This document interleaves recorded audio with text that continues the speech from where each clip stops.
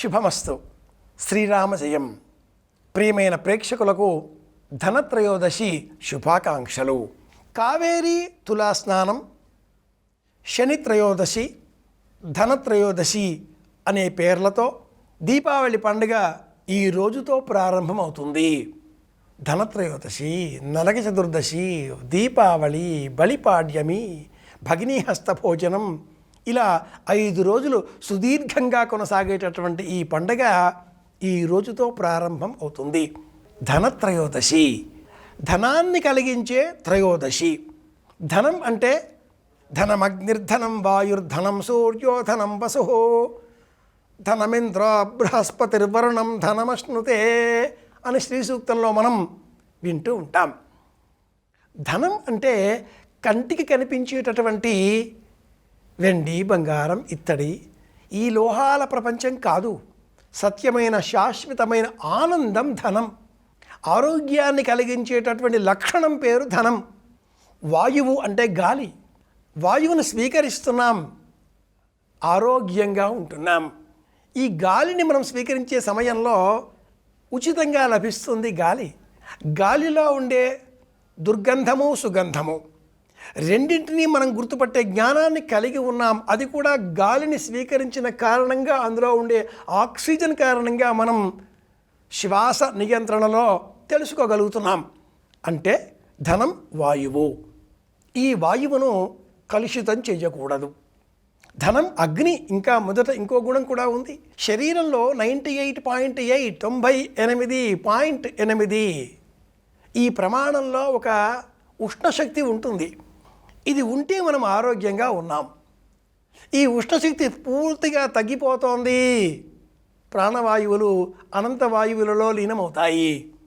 కాబట్టి శరీరంలో ఉండే ఈ వేడి, ఇది ధనం.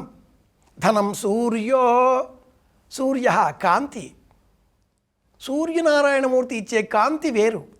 ఆ కాంతి కారణంగానే ఆరోగ్యంగా ఉన్నాం. మిరిమిట్లు కలిపే విద్యుత్ దీపాలు కాంతిని ప్రసరింపజేస్తాయి.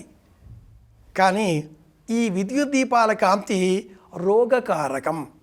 రోగాలు తొలగించే కాంతి సూర్యుడిది మాత్రమే, సహజం. కాబట్టి అది ధనం. ధనం వసుహు. శరీరంలో వపుస్సు, ఒక వెలుగు ఉంటుంది. వపుహు వెలుగు, తేజస్సు. ఈ తేజస్సుకు కారణం ఆకాశం, విశ్వవ్యాపితమైనటువంటి వెలుగు. అది ధనం. శరీరం ఎంత అందంగా, సుకుమారంగా, ఆరోగ్యంగా ఉన్నా కూడా పాలిపోయినట్లుగా చర్మం కనిపిస్తే రోగం రాబోతోంది అని అర్థం. అలా లేకుండా ఆరోగ్యంగా ఉండాలి. ఇదిగో ఇది మంత్రం, ఇది మూలం. అలాంటి ధనాన్ని మనం విడిచిపెట్టి భౌతికమైన ధనాన్ని కోరుకుంటున్నాం. ఆ ధనం ఎలా లభిస్తుంది? దీపాల కాంతి ద్వారా లభిస్తుంది. ధనత్రయోదశి నాడు సాయంత్రం సమయం ఇంటిలో దీపాన్ని వెలిగించాలి.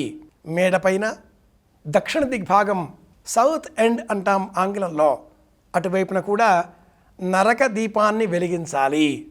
కుబేరుడి అనుగ్రహం లభించే విధంగా ఇంటిలో వరి పేలాలు లేదా జొన్న పేలాలు, వీటిని ఒక పళ్ళెంలో ఉంచి మేడపైన ఆ మట్టి మూకుడు కానీ పళ్ళాన్ని కానీ సూర్యాస్తమయం కాకంటే ముందే భద్రపరిచి అలా గాలిలో పిట్టగోడ పైన ఎక్కడైనా ఉంచి 2 చేతులు జోడించి ప్రకృతికి నమస్కారం చేయాలి. ఇది ధనత్రయోదశి. అలాగే ప్రధాన ద్వారానికి, గుమ్మానికి వెలుపలి వైపులా 2 వైపులా 2 దీపాలు వెలిగించినట్లయితే ఇంటిలో ఉన్నటువంటి వారికి ఏ విధమైన అపమృత్యు బాధలు కలగవు, ఆరోగ్యం చేకూరుతుంది. తెలుసుకున్నాం, పాటిద్దాం, అందరి క్షేమాన్ని కోరుదాం. మళ్ళీ కలుసుకుందాం. శ్రీరామ జయం.